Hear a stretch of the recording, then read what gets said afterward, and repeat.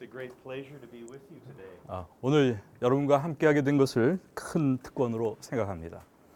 And to be able to fellowship with those of you who are ministering to God's people. 특별히 하나님의 교회에서 주님의 백성들과 함께 목회 수고하고 계시는 여러분과 함께하게 된 것을 기쁘게 생각합니다. I'm glad that you have these type of events. 제가 생각할 때 이런 목회자 아카데미를 갖는 것 참 훌륭한 일이 아닌가 생각합니다. Kind of enrich your ministry.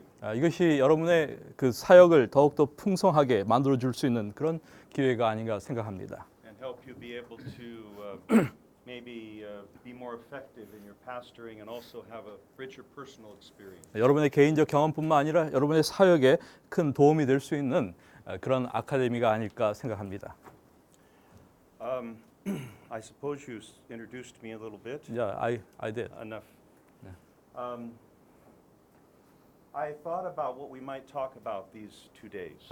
저는 오늘과 내일에 걸쳐서 우리가 어떠한 말씀을 함께 나눌까에 대해서 생각해 보았습니다. Dr. Kim suggested we do something about theological issues in the church. 저는 이분에게 오늘날 교회의 중요한 신학적 이슈와 관련된 문제들을 함께 다뤘으면 좋겠다라고 말씀을 드렸습니다. Of course, there's many things we could talk about that are theological issues in the church. 예, 사실 교회 안에 많은 신학적 이슈에 대해서 우리가 이야기할 많은 것들이 있습니다. So we talked together a little bit. 그래서 우리가 함께 잠깐 이야기를 나누면서 Settled on 2 things we'll do today and tomorrow. 오늘과 내일에 무엇을 다룰 것인가에 대하여 결정했습니다. One of the things that I've realized for a number of years is that in the Seventh-day Adventist Church we're struggling with our understanding of salvation. 제 경험을 통해서 지난 몇 년 동안 재림교회에 대해 모든 상황들을 관찰하면서 우리 교회 안에서 구원이라고 하는 문제와 관련해서 상당한 갈등들이 또한 어려움들이 있다고 하는 사실을 느끼게 되었습니다. And I personally, as a young person, struggled with that issue. 물론 저 역시 젊었을 때 이 구원이라고 하는 문제와 더불어서 많은 갈등을 가졌습니다. And went through a very painful process. 또한 상당히 고통스러운 그러한 과정을 거쳤습니다. Almost left Christianity. 거의 기독교회를 떠날 뻔한 적도 있었습니다. But God was merciful. 그러나 하나님은 참 자비로우신 분이었습니다. And so I think it's important that we think about the views of salvation that are sometimes circulating in the church. So we're going to look at that today. 그러므로 우리가 오늘날 교회 안에 이렇게 돌아다니고 있는 구원에 대한 다양한 어떤 견해들에 대해서 함께 점검해 보는 것은 매우 의미가 있는 일이라고 생각합니다. And tomorrow we thought that we would talk about how to read and understand and interpret Ellen White correctly. 또한 다음 시간에 내일은 우리가 오늘날 와이프 부인의 모든 글들을 어떠한 방법으로 읽어야 할 것인가에 대하여 함께 또한 이야기를 나누길 원합니다. But more from a practical perspective. 좀 더 실제적인 측면에서 우리가 그것들을 다루기 원합니다. I think we face many challenges sometimes in our churches as it relates to Ellen White. 사실 오늘날 재림교회에서 엘렌 화이트의 글과 더불어서 상당한 그 갈등들 혹은 도전들이 생기고 있는 것들을 보게 됩니다. So these are the 2 things I thought we would do, and I hope this is okay. 그래서 저는 이번 아카데미를 통해서 이 엘렌 화이트에 대한 이 문제와 뿐만 아니라 이 구원과 관련된 이 문제를 2 가지를 다루려고 하는데 이것이 여러분들에게 좀 유익이 되기를 기대합니다. So let's talk a little bit about views of salvation in the Seventh-day Adventist Church. 자, 그럼 먼저 우리가 재림교회 안에서의 이 구원에 대한 우리의 그 어떤 개념이 어떤 것들인가에 대해서 생각해 보도록 하겠습니다. I'm just curious how many of you in this room grew up in the Seventh-day Adventist Church? 제가 좀 궁금한 게 하나 있는데 여러분 이 가운데 계신 분들 가운데 재림교회에서 이렇게 성장하신 분들이 얼마나 되십니까? Most of you. 거의 대부분이시네요. 예. Maybe I should ask who didn't grow up in the Seventh-day 그럼 Adventist 제가 이렇게 물어보는 게 더 나을 것 같습니다. 재림교회 안에서 자라나지 않으신 분 한번 손 들어보세요. So 3, 4, 5, 6, 6. 7 of this group. 예, 뭐 이 그룹 가운데 뭐 7분 정도가 그런 분밖에 안 계시네요. So this what we're going to talk about may be experiential for some of you. 그래서 아마 우리가 이야기하는 것은 여러분이 아마 경험적으로 이미 경험하셨던 그러한 문제라고 생각됩니다. I've broken down the views of salvation that have kind of circulated in the Seventh Day Adventist Church to seven. 저는 Seven different views. 재림교회 안에 이렇게 돌아다니고 있는 이렇게 퍼져 유포되고 있는 이 구원에 대한 그 모든 생각들을 적어도 7가지 종류로 분류할 수 있다고 생각합니다. There's been lots of study in the Christian church on atonement, on the atonement on salvation. 사실 속죄와 관련된 구원에 관한 이 주제는 오늘날 교회 안에서 기독교회 안에서 개신교회 안에서 많이 연구되어진 그러한 분야의 그 주제입니다. And when you really break down all of the various views, there's really 4 views outside of the Seventh-day Adventist Church that the other views all kind of fit in.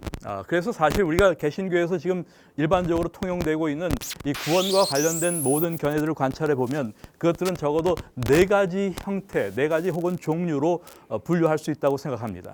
One is Christus Victor, which is Christ's victory over Satan. 그 하나는 이제 그리스도의 어떤 그 승리자로서의 그리스도, 사단을 이기신 그리스도라고 하는 그러한 모델로서 이야기할 수 있는 그런 부분입니다. And that's kind of a Satan-word focus orientation almost, the victory over Satan. 그것은 거의 그 하나님께서 마귀를 이기신 승리와 관련되어서 나타나는 그러한 견해입니다. Then there's the objective view. 그 다음에 이제 하나의 객관적 관점이 있는데 And many views such as penal justification, substitutionary atonement, and so forth are a part of the objective view. 이 그 객관적 비유 속에는 예를 들어서 뭐 형벌적 칭의의 개념 혹은 뭐 그 다음에 대속적 죽음 뭐 이런 개념들이 그 안에 다 들어 있습니다. These are more or less God focused. 이것은 다소간 하나님 중심적인 구속의 개념입니다. And then there are the subjective views of salvation. 그 다음에 이제 구원에 있어서 주관적 개념이 또 하나 등장합니다. And these include, things like healing atonement, moralistic, humanistic. 이것은 뭐 도덕적인 그 다음에 어떤 치유의 그 다음에 구속 등등의 의미를 담고 있어요. And these would be more human focused. 이것은 굉장히 인간 중심적인 구속관입니다. And finally, 구원관. there's this integrative view or a kaleidoscope view of 또한 atonement or salvation. 또 한 가지는 구원과 구속에 관한 이 만화경 같은 전체적인 모든 것들을 한데 다 이렇게 통합해 놓은 그러한 구원관이 존재합니다. And this view among evangelical thinking tries to find the best in the various views, so it kind of draws from the various views. 그래서 이 복음주의 계통에 있는 모든 사람들은 이러한 종류의 구원관을 가지고 있고 또한 그런 구원관 가운데 어떤 것에 좀 이렇게 적합한 자기가 원하는 그러한 구원관을 일반적으로 가지고 있어요. Now, this hasn't had a whole lot of relevance to Seventh-day Adventists. 물론 이러한 모든 구원관들이 재림교회가 가지고 있는 구원관과 상관이 다 있습니다. But it has been discussed a great deal in Protestant evangelical circles. 그러나 이런 모든 구원관들은 일반적으로 개신교회 학자들 사이에서 많이 연구되어지고 있는 그런 형태의 구원관이다라고 할 수가 있습니다. So what I want to do now then is start talking, maybe it's chronological, maybe not really. 제가 이제부터 말씀드리고 한 것은 물론 그것이 재림교회의 역사적인 흐름과 관련이 있다라고 말할 수도 있겠지만은 꼭 그런 것은 아닙니다. And I want to start out by saying that we're saved by Jesus through faith. Amen. 여러분 제가 먼저 말씀드리고 싶은 것은 여러분 우리가 예수 그리스도를 믿음으로 구원을 받는다고 하는 사실입니다. 그렇죠, 여러분? And I have put the seventh view as kind of the view that we as Adventists need to think about, you see. 여러분 우리가 재림교회가 가지고 있는 여러 가지 7가지의 어떤 그 구원에 대한 견해 가운데 적어도 믿음으로 구원을 받는다라고 하는 이 부분은 우리가 항상 염두에 둬야 할 부분입니다. But what we're going to do is kind of journey through, to some degree, the experience that some people have had in their trying to find salvation through Jesus. 그런데 이 예수 그리스도 통한 구원을 발견하는 그 모든 여정에 있어서 역사적인 어떤 흐름들을 우리가 함께 살펴보는 것은 의미가 있다고 생각이 들어요. And probably I think one of the views of salvation we've struggled with most in the Seventh-day Adventist Church has been a law-oriented view of salvation. 아마도 재림교회 역사를 통해서 가장 구원관과 관련해서 이렇게 그 어떤 갈등을 빚었던 하나의 그 구원에 대한 개념은 율법 중심의 구원관입니다. Maybe we would sometimes use the term legalistic even. 그래서 때때로 우리는 그것을 율법주의적이다라고도 이야기합니다. And if you look back in early Adventist history, there is a tension between a more legalistic view and a more grace-oriented view. 사실 우리 교회 초기 역사를 들여다보게 되면 이런 아주 더 율법주의적인 그러한 구원관과 은혜에 약간 치우친 그러한 은혜 중심의 어떤 구원관이 서로 충돌하고 있는 것을 보게 됩니다. When you look at some people like Joseph Bates and M.E. Cornell, Uriah Smith, maybe G.I. Butler for a while, 여러분 조셉 베이츠나 혹은 뭐 코넬이라든가 혹은 이번 그 G.I. 버틀러까지도 말이죠. they thought of the Ten Commandments as the everlasting covenant that needed to be kept. 그들은 십계명이 새 언약이라고 믿었고 그 십계명은 지켜져야 한다라고 생각했습니다. But then you had more grace-oriented early Adventists, James and Ellen White. 그다음에 우리는 그 초기에 훨씬 더 율법보다는 은혜에 좀 경향을 가지고 은혜에 치우치는 경향을 가지고 있었던 사람을 보게 되는데 그것이 바로 엘렌 화이트와 제임스 화이트였습니다. Jane Andrews, 또한 J.N. 앤드류스도 마찬가지입니다. J.H. Wagner, 웨그너도 마찬가지고 the father of E.J. Wagner. E.J. 웨그너의 아버지인 그 와그너를 얘기합니다. And then of course E.J. Wagner himself, 또 물론 E.J. 와그너도 마찬가지예요. A.T. Jones, we could talk about 예, others. 네, A.T. 존스도 그런 부류 가운데 속해 있다고 할 수가 있어요. I think for me it's almost easier to talk about this biblically a little bit. 제가 사실은 이 부분에 대하여 성경적으로 이야기하는 것이 조금 더 수월하다고 생각합니다. And you have the old and the new covenants, you know, in the Bible. 여러분 우리가 아는 대로 성경에 우리는 옛 언약과 새 언약을 가지고 있습니다. And you find it demonstrated at Mount Sinai. 우리는 그것이 신의 산에서 주어졌다라고 생각합니다. God reveals himself on the mountain. 하나님께서 신의 산에서 당신을 나타내셨습니다. And it's frightening for them. 사람들을 놀라게 하셨어요. His voice is speaking. They're hearing his voice. 예, 사람들이 하나님의 음성을 들었습니다. It's like thunder. 그것은 마치 우레처럼 들렸어요. And when they're done, when God is done speaking, 그런 일이 있은 다음에 하나님께서 말씀을 시작하셨습니다. they are thoroughly fearful. 그들은 정말 두려워 떨었습니다. And their answer is, whatever you say, we'll do. 그러자 그 말씀이 다 맞춰진 다음에 이스라엘 백성들은 하나님께 우리가 당신이 말씀하신 대로 다 준행하겠습니다라고 응답합니다. Exodus 24:3, you know. 예, 출애굽기 24장 10절에 나오는 말씀이죠. They said, all the words which the Lord has said, we will do. 예, 주님께서 하신 모든 말씀들을 우리가 다 따르겠습니다라고 말합니다.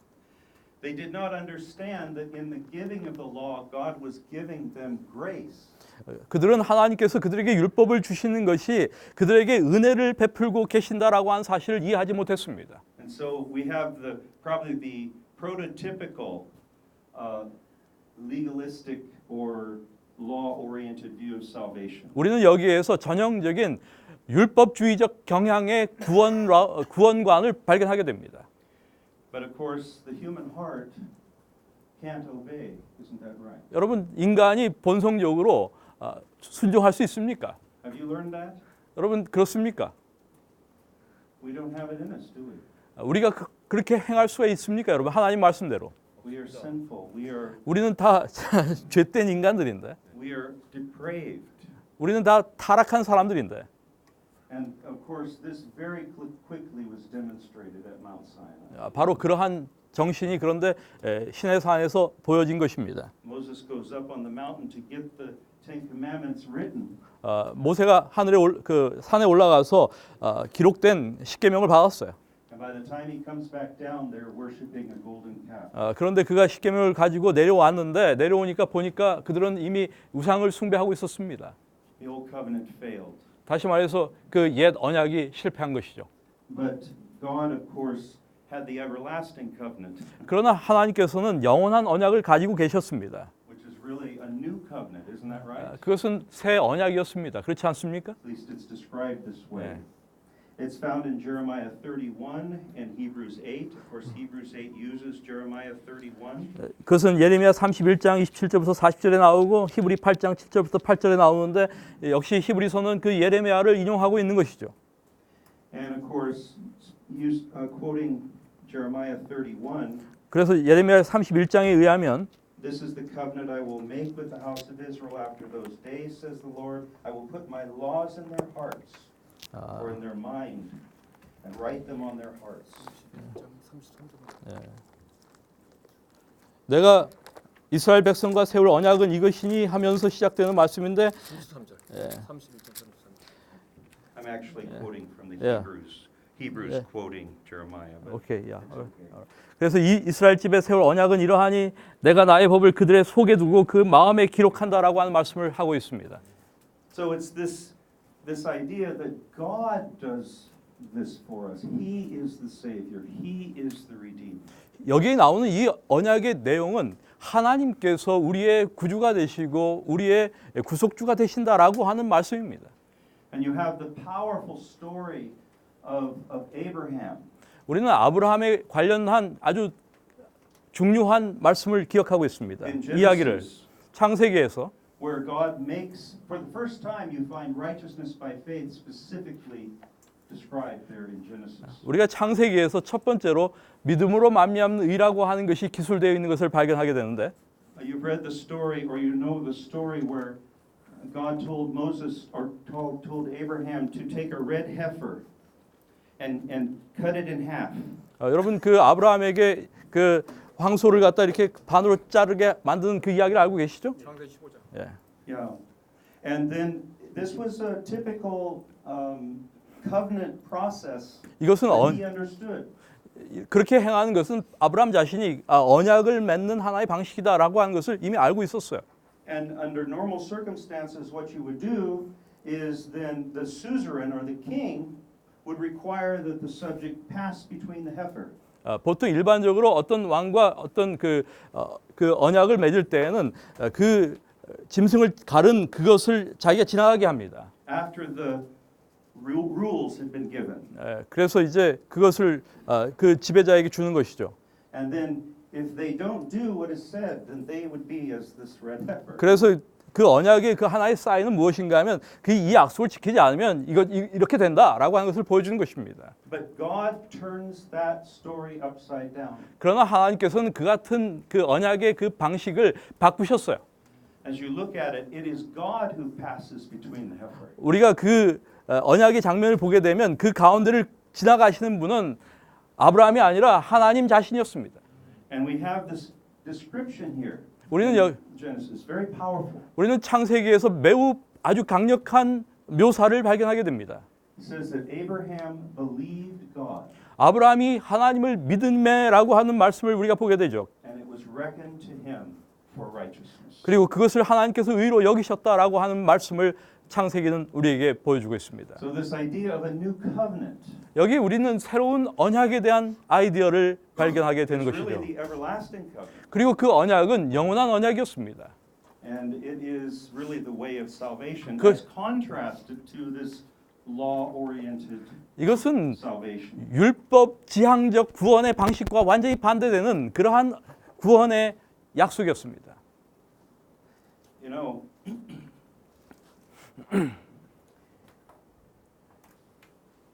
I was just talking to the class about this morning. 예, 제가 아침에 이 이야기를 잠깐 수업 시간에 나눴는데 I have come to think of the Ten Commandments so differently than I used to. 제가 십계명에 대하여 과거에 생각했던 것과 전혀 다르게 생각하기 시작했습니다.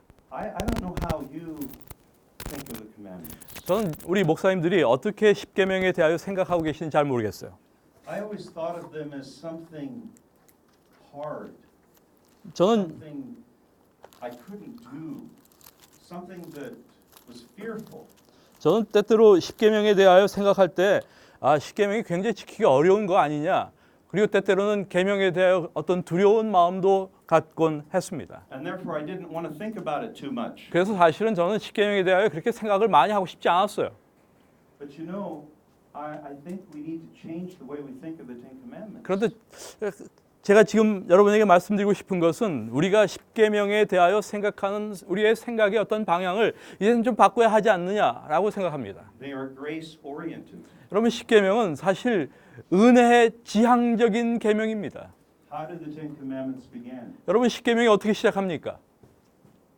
여러분 십계명이 어떻게 시작하나요? 하나님이 이 모든 말씀을 창세기 20장 1절에 하나님이 이 모든 말씀을 일러 가르칠 때 나는 너를 애굽 땅 둥지였던 집에서 인도해낸 너희 하나님 여호와라. Very good. 그러면서 이제 이렇게 나오죠. It sounds like you're saying the first words of God. Yes, yes. He memorized the first verse of 20. Good. That's right, too. It's true. 예. God starts with a statement of His deliverance. 여러분 십계명이 하나님께서 이스라엘 백성들을 구원하신 그분의 구원의 행위를 언급하면서 시작된다는 사실을 주목해야 합니다. I saved you. 내가 너희를 구속한, 인도한, 구원한 그런 하나님이다. I brought you out. 내가 너희를 인도하여낸 하나님이다. You didn't do it. 너희들이 그렇게 한 거 아니다. All you did was walk. 여러분이 한 것은 그냥 걸어간 것뿐이야. I delivered you. 내가 여러분들을 건져냈다. And then, of course, we go into the commandments. 그리고 나서 이제 계명으로 들어갑니다. Have you thought about how they're written? 여러분 이 십계명이 어떻게 기록되었는지에 대해서 생각해 보셨습니까? How is it in Korean? 여러분- How does it read? Thou shalt have no other gods before me. How would you translate that into English? Or how is it said in Korean? Is it the same? Yeah, almost same, I think. 나는 너는 나의 다른 신들을 내게 있게 말지니라. You shall have no other god before me. Yeah, same Okay. thing. So you have this command. 여러분- Don't worship other gods. 그래서 여기 첫 번째 계명이라고 하는 것이 그거예요.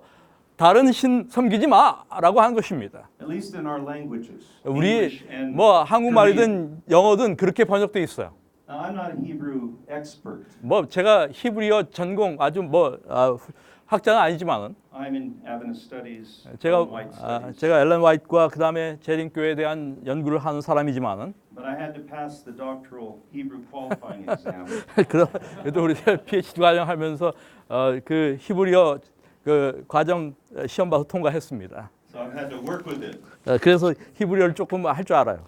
And if you look at the Hebrew here, this is the imperfect tense. 여기 우리가 이 히브리어를 보게 되면 이 히브리어의 구조는 그 미완전 그 미완료형의 그 형태 문법적 구조를 가지고 있습니다. And in other words, it's not yet completed. 다시 말해서 아직까지 완성된 게 아니다. 그런 의미가 담겨져 있어요. So it becomes an imperative in its effect. 물론 어떤 그 명령이 이렇게 효과를 발휘하고 있는 건 사실입니다. But it's nuanced. 그러나 그 의미는 Hebrew is full of nuance. 여러분 이 히브리어 자체가 아주 그 뉘앙스가 아주 다르다라고 하는 사실을 알고 있어야 돼요. So it's saying don't do it, but it's also saying you won't do it. 그래서 이 너희가 이것을 하지 말라라고 하는 말씀 속에서는 어떠한 의미가 또한 포함되어 있는가 하면 너희가 이것을 행하지 않을 것이다라고 하는 의미가 포함되어 있어요. So blended together is command and promise. 다시 말해서 이 속에는 명령과 약속이 혼합되어 있다라고 하는 사실 우리가 주목할 필요가 있습니다. Don't, but you won't. 하지 마라. 그런데 여러분이 그렇게 안 할 것이다라는 의미가 들어 있습니다. So he follows his statement of deliverance in the prologue. 그래서 지금 하나님께서는 지금 십계명의 서두에서 이야기하신 그 이야기를 계속 연속선상에서 말씀하고 계시는 거예요. With the assurance that they won't do this. 너희가 이렇게 하지 않을 것이다라고 하는 확신을 제공하고 있는 것입니다. So even in the words of God as he spoke them, he was calling them to a grace-oriented approach to obedience. 다시 말해서 하나님 자신께서 이미 이 계명을 통해서 이스라엘 백성들에게 은혜 지향적인 십계명을 제시하고 계시다라고 하는 사실을 주목해야 합니다. And the anchor of this 여기에 있어서 가장 understanding of 그 the Ten Commandments 십계명을 이해하는 데 있어서 가장 중요한 부분 중에 하나는 is the Sabbath. 안식일입니다. Now, think with me for a moment. 여러분 잠깐 생각해 보세요. 안식일에 대해서. What do you do on the Sabbath? 안식일에 뭐 하세요? 안식일이 무엇을 하시는 날입니까? You don't do 여러분 우리는 on the Sabbath, 아무것도 안 해요 안식일에. right? It is not doing. 그것은 안 하는 것입니다. It's rest. 그냥 쉬는 거예요. 안식이에요. Now, if you look at the Deuteronomy passage, 그런데 여러분 우리가 신명기에 나오는 말씀을 보게 되면 I guess we could just briefly look at that. 잠깐 우리 신명기에 있는 말씀을 잠깐 살펴본다면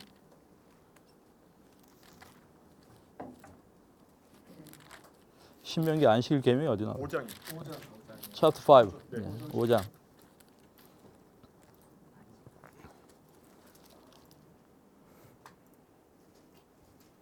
I'm trying to find the verse here. Do you have it there? Yeah, 5:15.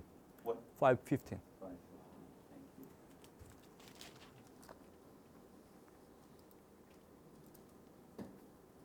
5 what? 15. 15, yeah. Okay, 15. 12절부터는 Thank you. Okay, notice how the commandment is different. 여러분 in 그 Deuteronomy. 신명기에 나오는 십계명과 출애굽기에 언급된 십계명이 어떻게 다른가를 좀 주목할 필요가 있어요. How is it different? 어떻게 다릅니까? It's verse 15, right? 예, 15절을 보게 되면 There's some other slight differences. 예, 약간의 뭐 다른 차이들이 있지만은 Read verse 15 there. 예, 이 15절에 있는 말씀을 보면 이렇게 시작합니다.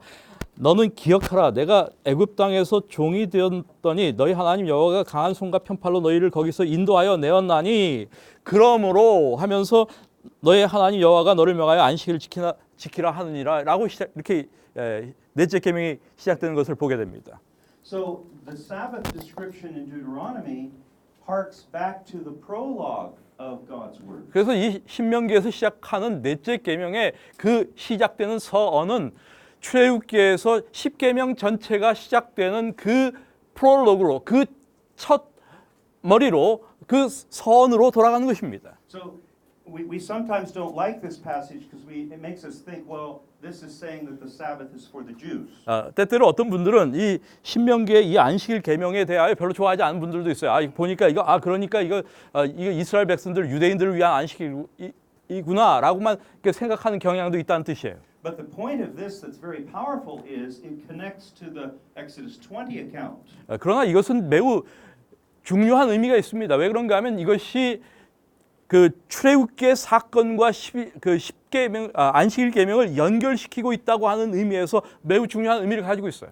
And helps us to understand that the Sabbath anchors righteousness by faith in the Ten Commandments. 다시 말해서 이 십계명을 믿음으로 말미암는 의라고 하는 하나의 그 개념과 연결시킬 수 있는 그러한 부분이다라고 하는 뜻입니다. Because you not only rest because God created you, you rest because He delivered you, He saved you. 왜냐하면 우리가 창조되어서 안식일을 지키는 것뿐만 아니라 그분이 우리를 죄에서 건져내셔서 구원하셨기 때문에 안식할 수가 있게 된 것입니다.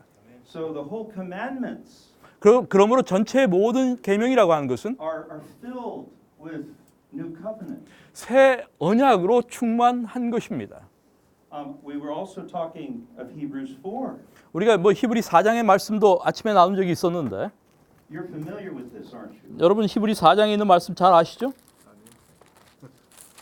Powerful, 안식에 들어가야 돼. powerful thoughts here. 여기 아주 중요한 말씀이 들어 있어요. 히브리 4장에. Hebrews 4 is about the rest of faith.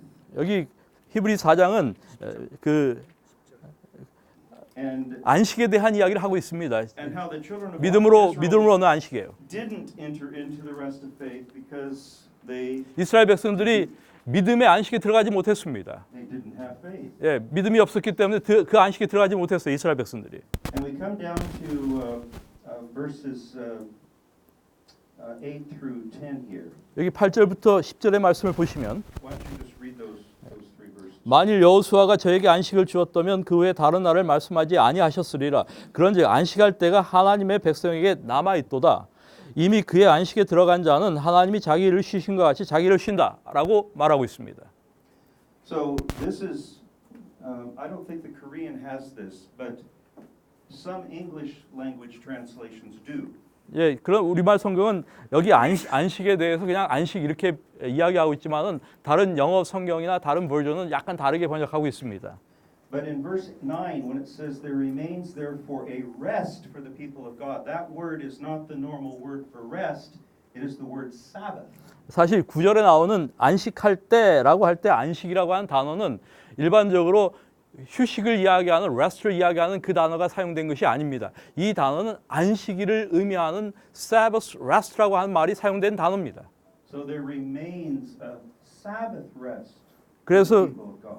하나님의 백성들에게 안식일, 휴식이 남아 있다라고 말하는 것입니다. Now some of our Protestant friends and brothers and sisters have used this to say, well, this means that because we have righteousness by faith, the Sabbath doesn't matter anymore, and we just rest in faith. 종종 개신교의 어떤 사람들은 우리가 믿음으로 말미암아 다 구원을 받았기 때문에 이제 안식일 같은 것은 우리가 다 안식이 이미 들어와 있기 때문에 안식일 같은 것은 더 이상 필요가 없다 이렇게 말하는 사람들이 있습니다. But that's not a good way to look at the text. 그러나 그것은 그런 방식으로 이 본문을 읽으면 안 되는 것이에요. The better way is that every Sabbath day that comes every week 매주마다 찾아오는 이 매 안식일이 points us to righteousness by faith. 우리로 하여금 믿음으로 말미암는 그 구원, 예수 그리스도를 통하여 얻은 그 구원을 보여주고 상기시켜주는 역할을 한다라고 하는 것으로 우리가 이 본문을 읽어야 되는 것입니다. Because we rest in Christ. 왜냐하면 우리가 그리스도 안에서 안식을 누리기 때문입니다. The Sabbath is a memorial of creation and redemption. 이런 의미에서 안식일은 창조의 기념일이 될 뿐만 아니라 구속의 기념일로서 의미를 갖는 것입니다. God rested only 2 days. 하나님께서 오직 성경을 보게 되면 딱 2날 쉬셨어요. That's recorded. 기록된 말씀에 의하면 하나님께서 쉬신 날은 딱 2날이에요. After creation, yes. 예, 창조 후에 하루 쉬셨어요. Seventh day of creation. 예. And in the tomb after Jesus died on the cross. 그 다음에 예수님께서 십자가에 달려 돌아가시고 나서 쉬신 그 무덤에서의 안식일, 그 안식일, 이 창조의 안식일과 무덤에서의 안식일 2날만 하나님께서 쉬신 날이에요. 성경에 기록된. And so his last words were, "It is finished," right? 예, 예수님께서 마지막 하신 말씀이 모든 것이 다 이루었다라고 말씀하셨어요. And then he was hurried to the tomb. 그리고 He 나서 rested the Sabbath. 그리고 나서 무덤에 들어가셨고 무덤에서 쉬셨어요. And rose again Sunday morning and began to work again. 그 다음에 To 일요일 apply his redemption. 일요일 아침에 일어나셔서 다시 그분의 일을 역사를 시작하신 것입니다. 구속의 역사를 시작하신 것이죠. So a law-oriented view of salvation is really a misunderstanding of the law. 그러므로 이 율법 지향적 구원관은 다시 말해서 율법주의적 구원관은 율법에 대한 잘못된 이해 때문에 생겨난 것이다라고 할 수가 있습니다. And a misunderstanding of sinful human nature. 뿐만 아니라 인간이 가지고 있는 죄된 본성에 대한 오해에서 비롯된 것이다라고도 할 수가 있습니다. And a misunderstanding of the grace of God. 또한 and his 하나님- redemptive power. 하나님의 구속적 능력 가운데 나타나는 그분의 은혜에 대한 몰 이해에서부터 비롯됐다라고도 할 수가 있습니다. I would say that I grew up most of my younger years struggling with this. 제가- Not understanding what I've just said about the law.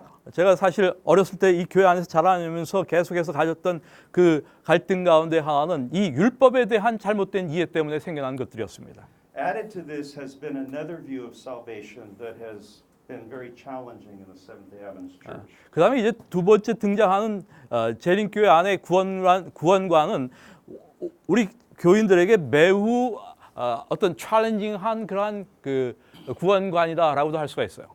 And you may have heard of this descriptor. It's last generation theology. 그것은 마지막 세대 신학과 관련된 그러한 구원관입니다. Have you heard of this? 들어보셨죠, 여러분? 마지막 세대 신학이라고 하는 말 들어보셨을 거예요. I think most of. Most you're familiar? Yeah. M.L. Andreasen. Maybe you folks have studied some of this. This is good. 예, 여러분 그 M.L.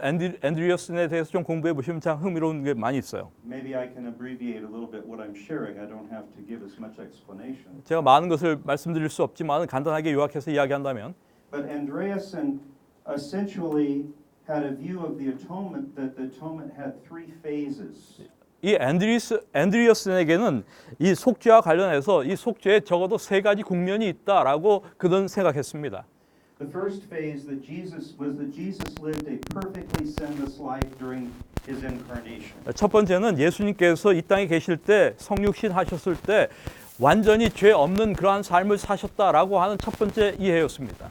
And the second phase of the atonement 또한 속죄에 있어서 두 번째 국면은 첫 번째는 예수님의 완전한 생애고 두 번째는 was Jesus dying on the cross for our sins. 우리의 죄를 대신해서 예수님께서 십자가에 달려 돌아가신 그 십자가 사건이 두 번째 국면입니다.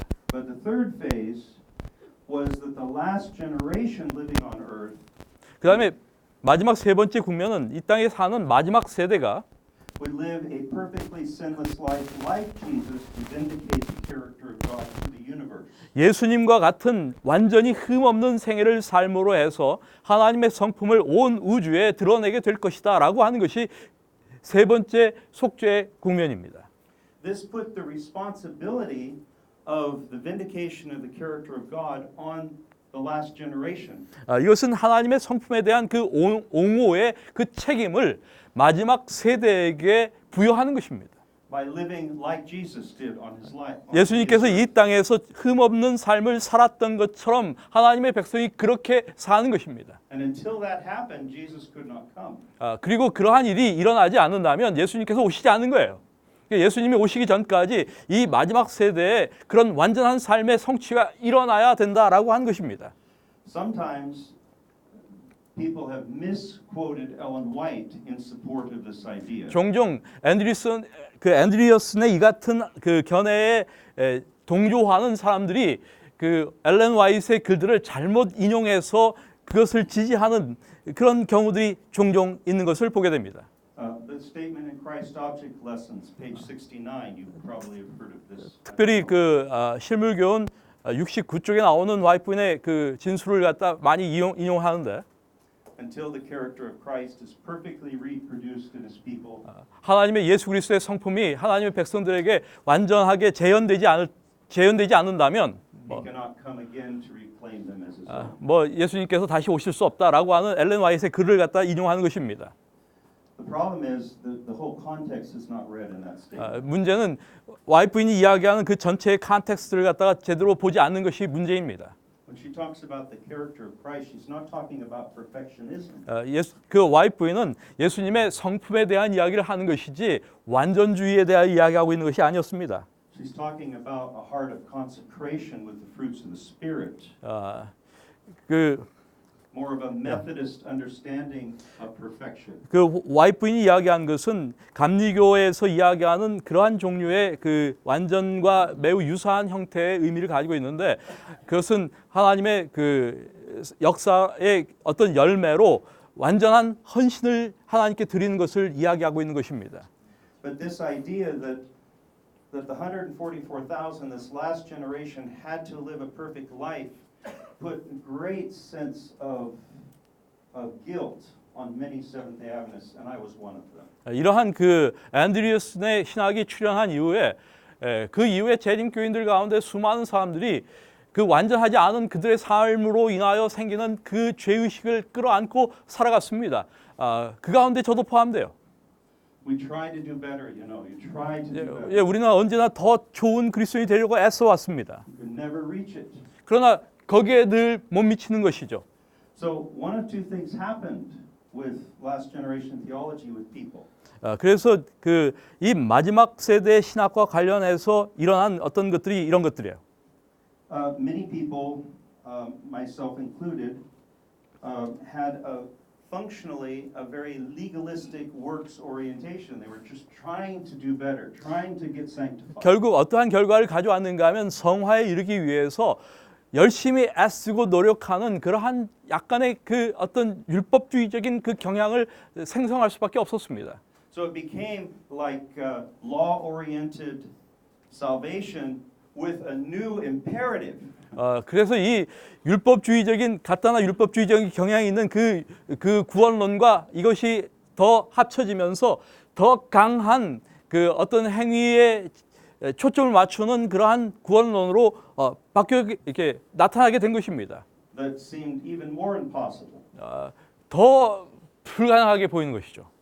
I just wonder how many of you have grown up with this struggle. 여러분들 가운데 이러한 그 문제를 끌어안고 이렇게 자라나신 분들 계십니까? You understand what I'm saying here? 예. I remember as a boy having someone say to me, well, you know, the Bible says God helps those who help themselves. 야, 제가 어렸을 때 어떤 사람이 이제 어떤 아이가 뭐라고 말하는가 하면 야, 성경이 뭐라고 말하는지 아냐? 하나님은 스스로 돕는 자를 돕는 거야. 이렇게 이야기했어요. And have you ever heard that? 여러분 들어보셨어요? 하나님은 스스로 돕는 자를 돕는다. Maybe not in Korea. 한국에서는 그런 말 있잖아요.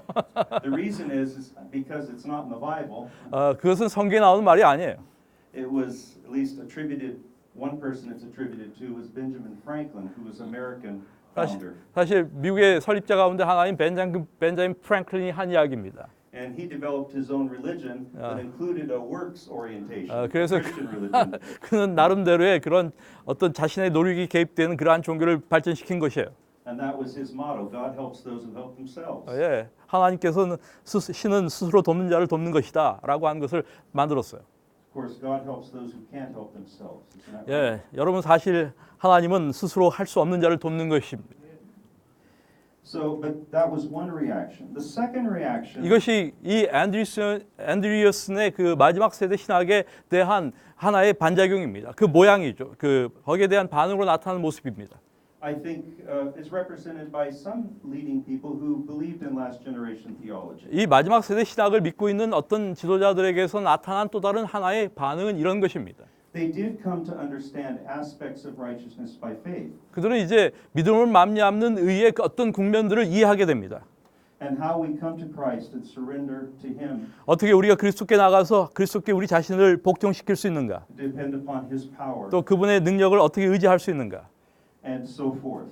또 그런 것들을 갖다 이해하기 시작하죠. And they did experience righteousness by faith, 그리고 경험적으로 그들은 믿음을 맘잡는 의를 경험합니다. but still had over them got to be perfectly representing Christ in sinlessness, like Christ was 그러나- before Jesus could come. 그러나 그들의 마음가는 여전히 그리스도께서 오시기 전에 그리스도와 같은 그러한 완전한 성품을 그들의 삶에서 구현하는 것, 그것이 여전히 숙제로 남아 있는 것입니다. So while they lived a life of righteousness by faith 그래서 그들이 믿음으로 맘잡는 의의 삶을 사는 동안에도 and experienced assurance 그 다음에 어떤 확신을 경험하면서도 and even victory over sin, 또한 죄에 대하여 때때로는 하나님의 능력을 통해서 죄를 극복하는 경험을 가지면서도 it still put the consequences of the great controversy back on humans rather than on Christ. 이 대쟁투의 어떠한 그 큰 무거운 짐이 예수 그리스도에게 지어진 것이 아니라 그들 자신의 어깨 위에 놓여진 것입니다. And His righteousness and His intercession.